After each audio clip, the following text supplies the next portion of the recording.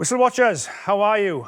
Welcome back now. Another weekend of international rugby just gone by, and there is plenty to talk about. And he wasn't frightened by the cows last week. He's back, but he still hasn't listened to the dress code. But there we go. He's back. Jamie Roberts. Should have worn my wellies. Right, some huge decisions this week across the world of rugby. Red cards, bunker reviews, TMO interventions, and a few moments we've got social media absolutely buzzing. Here's what's coming up. Should Jager have been carded? 2 weeks, 2 permanent red cards to the Springboks. We take a look at both. Should Scotland have been awarded a penalty try? We take a look where the Los Pumas should have seen more than just a yellow card. Why do the referees do what they do? We hear the backstory of some of the game's biggest officials. All this and more on this week's episode of Whistle Watch. Right, Nige, let's start last week in Paris. We couldn't talk about it last week. Jager, that red card. Shown a straight red card, of course, on pitch. What was the reason here? Why didn't this one go to the bunker? Yeah, so if you've got something that is a straight red card, so total act of recklessness, booting somebody on the floor in their head, punch from behind, headbutt, whatever sort of always used to hit that threshold of a straight red, the referee will give a straight red or can give a straight red on the field. And that's something that I would support, because at the end of the day, you are the referee, you are there to make the decisions. If something is sent to the bunker, the match official in the bunker cannot give a permanent red. He can only come back with a temporary or a 20-minute red card. So the referee makes a decision on the field. So in this instance here, and if you listen to the assistant referees, they sort of remind the referee, hang on now, this is always illegal. And that is the key thing. Because the actions of the tackler are always illegal. So if you look at him, his arm is wrapped down to the side. There is no way he's ever going to make an wrap in that clear out or in that tackle. So he's always illegal. And if the actions are always illegal, then mitigation is irrelevant. So no matter what Ramos' height was it another tackler contributing to it? Ramos falling at a considerable height, split second before the tackler could adjust? That becomes irrelevant if your actions are always illegal. And because they felt that the actions here, which I tend to agree with, I'm not seeing that as a legal attempt to wrap or to tackle. And because of that, mitigation plays no part. And therefore, with the help assistant referees, the team on the field then decide that it is a permanent red. And when I was watching that, I thought this is a permanent red because mitigation will play no part here. It's a high degree of force, isn't it? And a high degree of force danger. Well. A lot of power in that. So, Jager, permanent red card. Nigel agrees. If you haven't seen this game, Belgium v Brazil, go and watch it. Probably the game of the weekend. It's available on Rugby Pass TV. So we spoke last week about Ben Thomas and how he wasn't red carded when he lashed out with his boot. But we saw a red card in this game for a similar incident. Do you want to talk us through that one, Nigel? Yeah, I think the key difference here, Jamie, is, as we discussed last week, the key difference here is there is direct contact to the head, or there's contact to the head. So therefore, look, there is a debate about a kick, no matter where you catch somebody, would be a red card. That's what it used to be in rugby, and I would assume it's still the same. But once you kick out and you catch somebody in the head, then it would be a red card. And that's the key difference. There is footage that shows contact to the head, where in the Ben Thomas one, they couldn't get the footage to show there was direct contact, or there was contact with the head. As I said last week as well, remember, if you're trying to get out of a tackle and you're sort of getting your leg free and you accidentally catch somebody, then you may well get away with a 20-minute red card, or maybe just a yellow, because your actions weren't reckless, they were careless, and you were trying to get out to something that somebody was illegal holding you back, then that would be the mitigation. But in this instance here, kicking out straight to the head, red card. So, Nigel, had quite a few comments last week after Ben Thomas's incident. The attempt is still there, isn't it? I know he makes contact, this example. Yeah. He's looked and he's actually made contact. What's the difference? Because, you know, if the attempt is still there, you could argue it warrants red. Yeah, well, yeah, I would say, Jimmy, if you were doing something wrong, you were pointing the gun at somebody and you missed, you're still going to go to jail. The amount of time you go for jail will probably be a lot less than if you hit them. Yep. But you're still going to go to jail. So, as I said last week, Ben Thomas is a little bit lucky there. I have to say, though, the Ben Thomas one, you know, he's kicking out in frustration. He's looking as he's doing it, so it's more of a sort of, there's a little bit more grey. It's not clear that it's premeditated. It's not clear that it's not premeditated. He's not sort of looking and going, right, I'm going to get you in the head. Like that doesn't seem to come across, hence why I originally thought, trying to get his leg out maybe, and that's what he's doing. But he was reckless, so yeah, he was lucky. he was lucky. But there is a value point in what the fans are asking, yeah. Right, Nige, let's start at Twickenham. England beat the All Blacks. 2 Welshmen here, pretty envious of that result, considering we host the All Blacks this weekend. They couldn't have beat them at the worst time for us. Look out, Saturday, look out. 72 years for us. Codie Taylor, minute 41, first penalty of the second half. Not often do we see yellow cards given when a team's penalty count is so low. Right, the key thing is here is, okay, it doesn't matter if it's the first penalty or the last penalty, it's been 30, if there's been 5. If a referee feels that the action of the player is cynical, so it's deliberate, he knows exactly what he's doing, he's killing the situation dead there and then they would deem it to be cynical and you give a yellow card straight off even without a warning. The most times we see a yellow card for technical offences is when there's been repeated infringements or the referee's given a warning. A lot of penalties now. Or it's near the try line. Or near the try line. Yeah. That, yes, again, but that comes down again to being sort of cynical, I guess, in one sense. Yeah. So, in this instance here, the New Zealand player is on the ground. He's now out of the game. He can do nothing till he gets back on his feet. And what he does, he uses his hand and he knocks the ball out of the possession of England then in a cynical action, really, because he's on the floor, so he can't do that. So the TMO, I think, comes in here and sees it. So the TMO, if something is cynical in this sort of deliberate knock-on type of action, the TMO can come in. So it comes in and tells the referee that this is cynical, and the match officials feel that the action is so cynical and deliberate that it warrants a straight yellow there and then, even though the penalty count may be low and there'll be no previous warning. It has to be clear and obvious, right, for the TMO to intervene? It has, well, yes, you would think so. Anything the TMO comes in for has to be, I am seeing something that the referee has not seen, or the team on the field have seen this totally different, the footage has shown me that this is not what happened. Then everything you do in refereeing, my philosophy always was, and it's not changed now, I don't think, is you always base your decisions on the clear and obvious. If anything is not sure, then you let it play. The dark arts of the ruck, right? I remember I often used to tackle players, and I wouldn't play the ball on the floor, but I'd try and wrap their arms, try and whack their arms away. Very difficult for us to see then. It's very difficult. Yeah. And then the ball spills out, and it's play on, yeah. And it's play on. But then if I saw you doing that and felt you've contributed to the ball now being messy or slow, then you would take it on for advantage. Yeah. Okay. Good. So yeah, so cynical enough for a yellow card, straight off. Yeah. Nige, Principality Stadium, Wales, Fiji. Wales stealing victory from the jaws of defeat. Stealing is the right word too. There's got a few cards in this one. So Epineri Uluaviti had the first yellow card, 25 minutes. So here's a mental game, right? He had a great game. We saw this yellow quite early on in the game. So committed to the original tackle, but then makes contact with the player off the ball. So we see this quite often with the pod systems, right? With forwards. Hit the middle man, the tip guy is ready, tackle is committed. Did he have time to pull out? It was quite a strange one, wasn't it? Because he flew through the line and then accidentally whacked Alex Mann off the ball. Yeah. I think there was time for him to certainly, he may well have just made contact with him, but he certainly didn't need to sort of hit him with that force. Yeah. But the other thing they didn't factor into this, which would have explained things much better for everybody, I think, was the fact that he'd given 2 penalties away pretty much on the trot for stupid decisions, really, before that. So this was his 3rd penalty, plus it's a late hit with force. So if I was expecting the referees to go, look, this is your 3rd penalty. You've carried on with force where you could have reduced that impact of force, and that's a yellow card. Then there is no debate around it. So I agree with the yellow card, but I think an explanation of the bigger picture would have helped people understand why it was a yellow. Yeah, I think it's one of the hardest things in the game is when you've committed to a tackle to like the tip run, he doesn't actually give it, and then the ability then to kind of pull out because you want to make the shot, but for me, the way I would judge that, Jimmy, is the fact.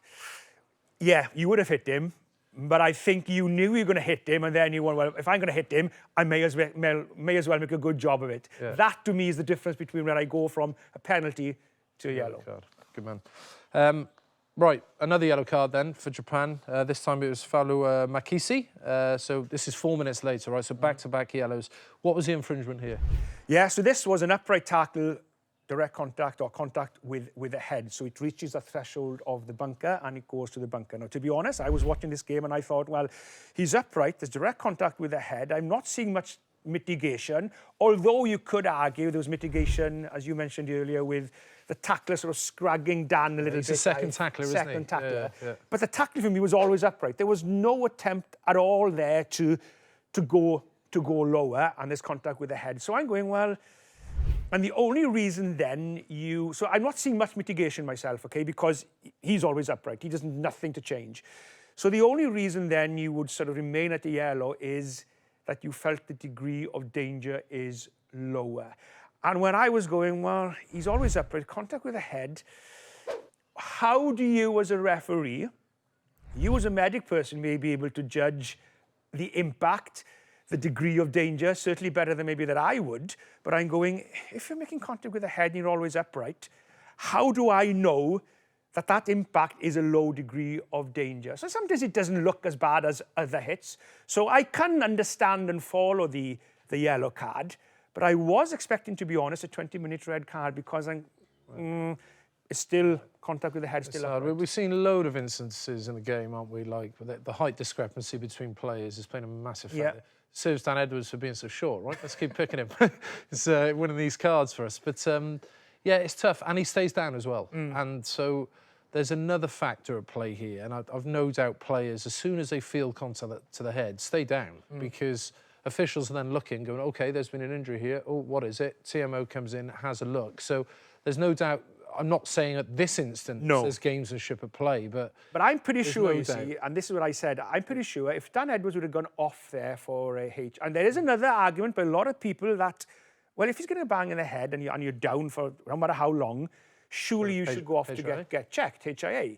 So I have no doubt, if Dan Edwards is going to offer a HIA there, how could you then say that that was low degree of danger?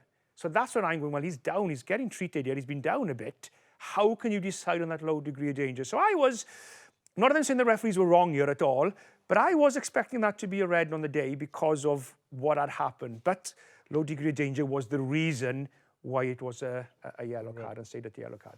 OK, so now we're on to Welsh players. Josh Adams, I'm sure he's probably regretting this one on Sunday morning. The ruck was over, ruck was dead, and he's gone to counter ruck, tuck shoulder, and obviously makes some sort of contact to the head, right? So where do you sit on this as a referee? Yeah, we see counter-rucks all the time, right? Yeah, I do.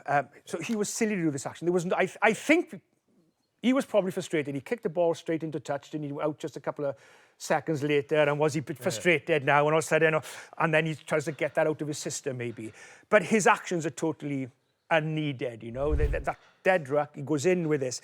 The only thing if you're deeming the tackle we just talked about to be a low degree of danger, I don't think this was a high degree of danger. His actions are always illegal, but for me, the contact with the head is with the side of this arm with him. It's not directly with the shoulder. Or the elbow. No, the elbow. It's sort of there, isn't it, you know? Yeah. So when I'm going at that, and this player just got back up, so the player doesn't stay down, as you mentioned earlier, that, you know, we don't factor that into it because the player will just stay down and get somebody sent off, maybe. Yeah.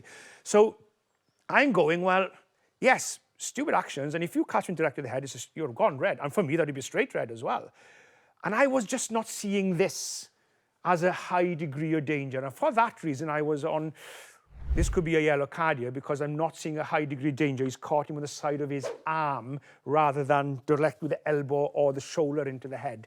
But the actions are always illegal, and they deemed that to be enough then to give a 20-minute red card. So, and does the fact that it's reckless come into that decision-making? Because he's no chance of getting a counter-ruck. It's not one of those where he stayed on his feet and he's come and there's actually a half-decent chance at a counter-ruck. No, but then, is dead, isn't it? No chance. It is dead. But then again, he doesn't lead with the shoulders direct to his head, does he? He goes in and then he's caught him with this here. So he hasn't sort of gone in with this reckless straight into the head to somebody, which would be, for me, a straight red. So here he's sort of gone in and this catches the player. So for my action then that is careless, reckless, whatever you want to call it. So I can follow the 20-minute red card, but I was saying, well, low degree of danger is low here, but they decided at the day that wasn't the case. Interestingly, Wales go for touch. You know, they're about 15, 20 metres out, aren't they? You know, the clock's in the red,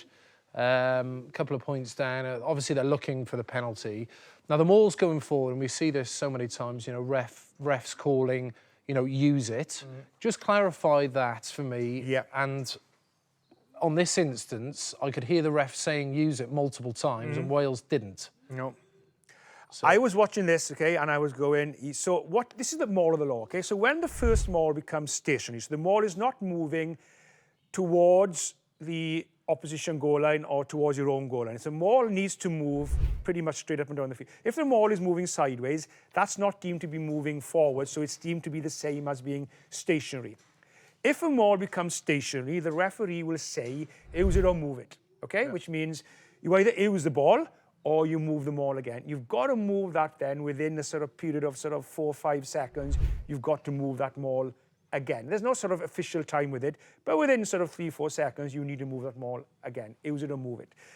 That's what the law says. What you hear, you don't see your referees saying that anymore. They say one stop, which is what the meaning is, use it or move it, okay? So then, you move that maul within that sort of few seconds, so you moved it. If that maul then stops the second time, it changes now to use it or lose it. Yep. The referees will say second stop, but what they should be saying, or what it means is use it or lose it, which means you now have to either get that ball out to the maul or you peel away and start a new maul and the process starts all over again. The maul stops the second time. Matthew Carley says to Thomas Williams, use it now. And I'm going, oh my God, they've gone again. I'm now expecting, oh no, he's going to blow up, yeah? Because he said, and then it moves again. And then he says, I've told you, use it. He says it now again. So I'm going, we've lost the game. But he didn't.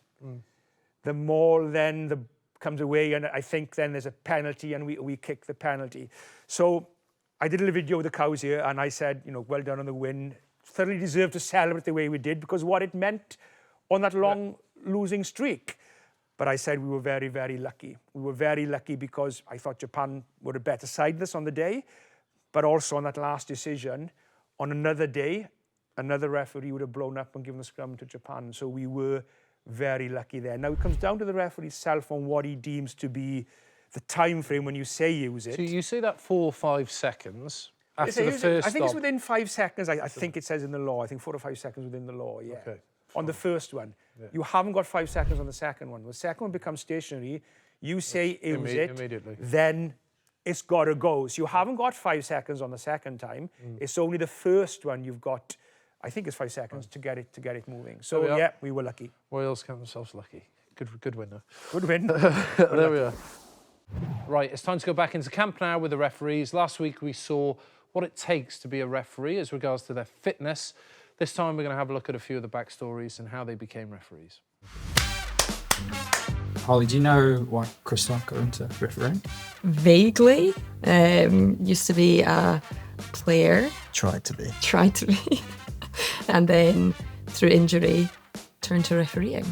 That's pretty accurate, yeah. Did you represent Scotland? Age grade. There we go.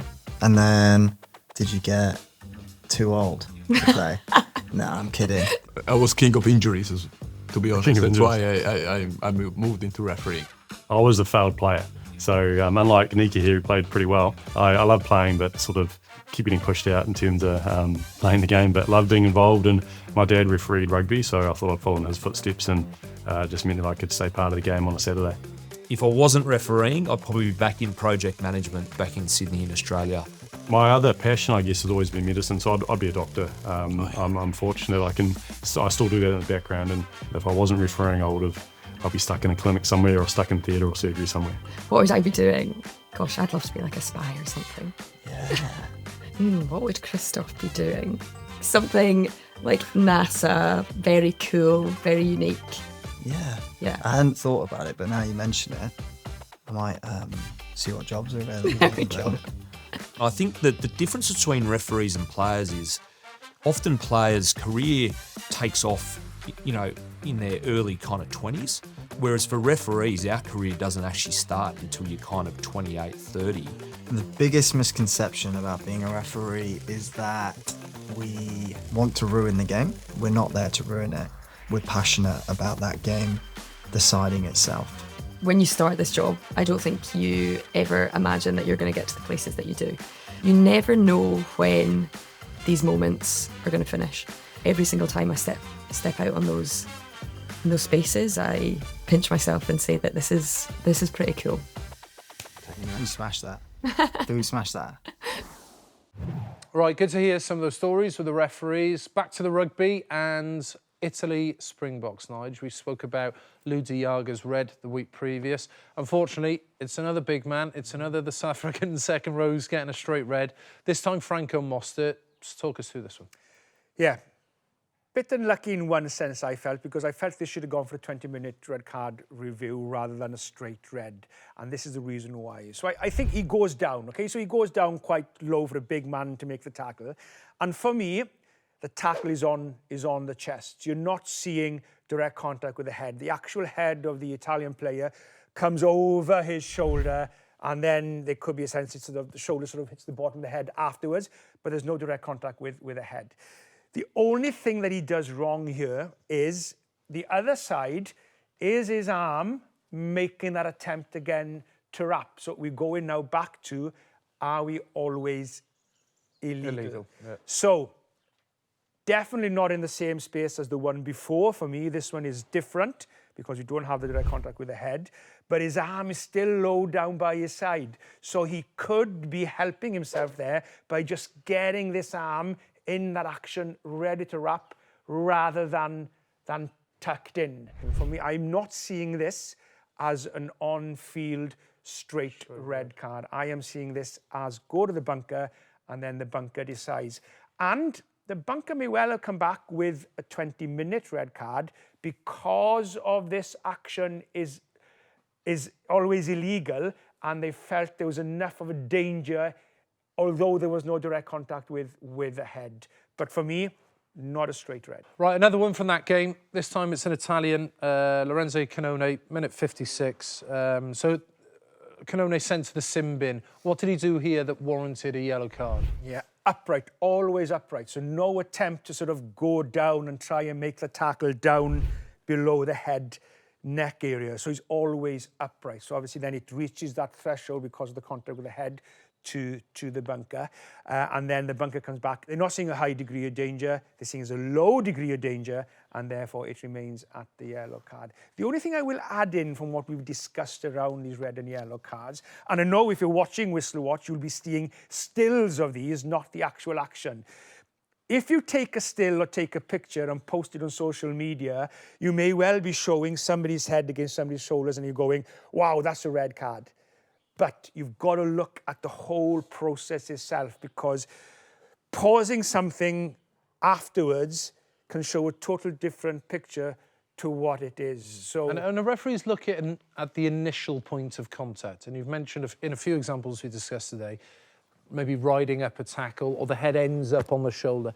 Is it always the initial point of contact and where the majority of force goes through? Yes, but you also could still have a huge amount of force going through here and say you're tackling up, but you still continue the shoulder up illegally and then make contact with the head, and you could still deem that to be a high degree of danger, and you could still land up with a red card. Because the contact is not direct does not mean that it's not going to be a red card. It means what happens afterwards. A little bit like, make it quite simple for people, when you tackle somebody and you hit them here, but you carry on keeping your hand here and then it goes up around the neck afterwards, even though your initial contact was legal, you landed up making an illegal tackle, so you still would get penalised, yeah. So most of the time, you were right, indirect contact would probably result in not being a red card.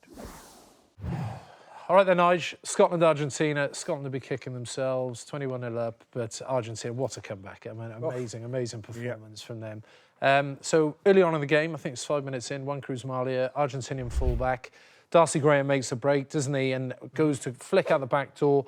The hand comes in, knock on. And interestingly, Andy Brace gives a yellow card straight away. He's seen the incident, yellow card, you're off. And there's no penalty try. Okay, and often we see these, ref blows up and goes, let's have a look. Yeah. So, I'd be interested to know when refs go to the TMO versus I'm going to make a decision straight away. Yeah. Yep. First thing is, as we mentioned about a lot of TMO talks, really good to see a referee make a decision there and then. Yep. Good, strong refereeing, sees it, deliberate knock on, yellow card, you're gone.